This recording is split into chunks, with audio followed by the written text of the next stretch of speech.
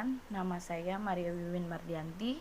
Saya mahasiswi IKIP PGRI Pontianak. Saya prodi Pendidikan Bahasa dan Sastra Indonesia.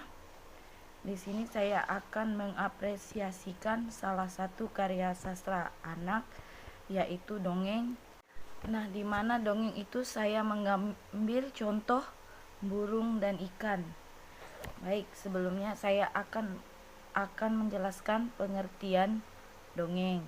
Dongeng adalah suatu bentuk sastra lama yang bercerita tentang suatu kejadian yang luar biasa, yang penuh dengan khayalan atau fiksi, yang dianggap oleh masyarakat suatu hal yang tidak benar-benar terjadi. Dongeng adalah suatu bentuk cerita tradisional atau cerita yang disampaikan dengan secara turun-temurun dari nenek moyang. Dongeng mempunyai fungsi untuk menyampaikan ajaran moral atau pendidikan dan juga menghibur. Jenis-jenis dongeng ada mite, ada legenda, ada fabel, hikayat, parabel, dongeng orang pendir. Di sini dongeng yang saya ambil yaitu merupakan contoh fabel. Nah, baik, di sini saya akan menjelaskan ciri-ciri dongeng.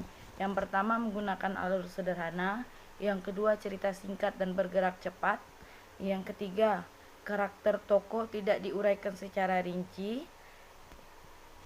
Yang keempat, ditulis dengan gaya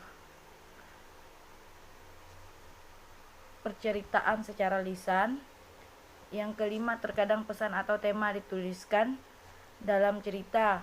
Yang keenam, biasanya pendahuluan sangat singkat dan langsung.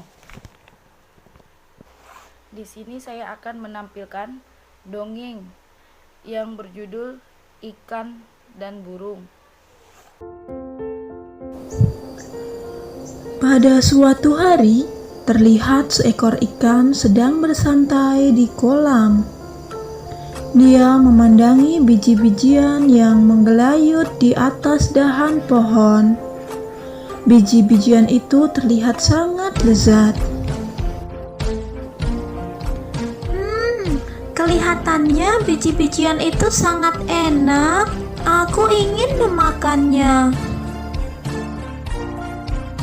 Ikan lalu berusaha meloncat setinggi-tingginya untuk mencapai biji-bijian itu. Berkali-kali ia melompat, tetapi tidak bisa juga untuk menggapai biji-bijian itu. Ia hanya bisa memandangi biji-bijian itu dari atas kolam. Perhatiannya kemudian teralihkan oleh seekor burung yang sedang terbang di langit. "Oh Tuhan, mengapa Engkau tidak memberiku sayap agar aku bisa terbang mengambil biji-bijian itu?" Setelah berterbangan, sang burung kemudian hinggap di salah satu pohon untuk beristirahat. Dia mengamati kolam ikan di bawahnya.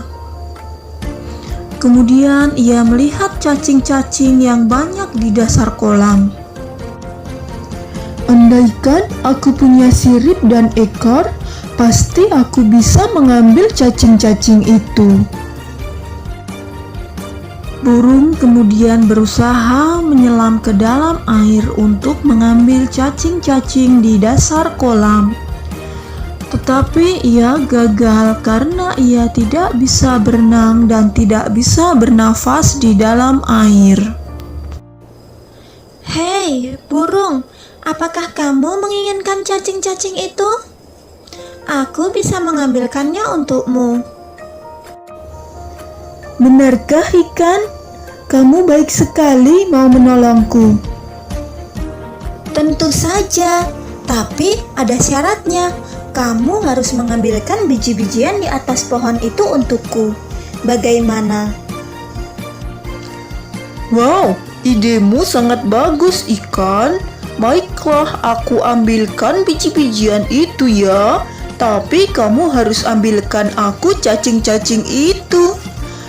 Kita harus saling membantu." Sejak saat itu, ikan dan burung saling membantu. Ikan selalu mengambil cacing-cacing untuk diberikan kepada burung.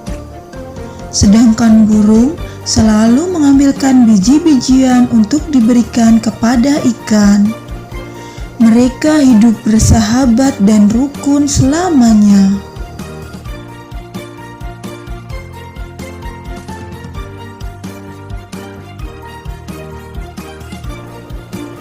Cukup sekian ya teman-teman, dongeng tentang ikan dan burung. Sampai jumpa di dongeng selanjutnya. Jadi amanat yang bisa saya simpulkan dari cerita dongeng burung dan ikan adalah agar kita selalu mensyukuri dan menghargai apa yang telah kita miliki. Selain itu, untuk mencapai hal-hal yang sekiranya sulit untuk dilakukan sendiri, maka ada baiknya untuk mencari teman yang dapat saling membantu. Yang terakhir, ketika bersahabat, saling menghargai dan membantulah satu sama lain. Sekian video yang dapat saya sampaikan. Saya ucapkan terima kasih.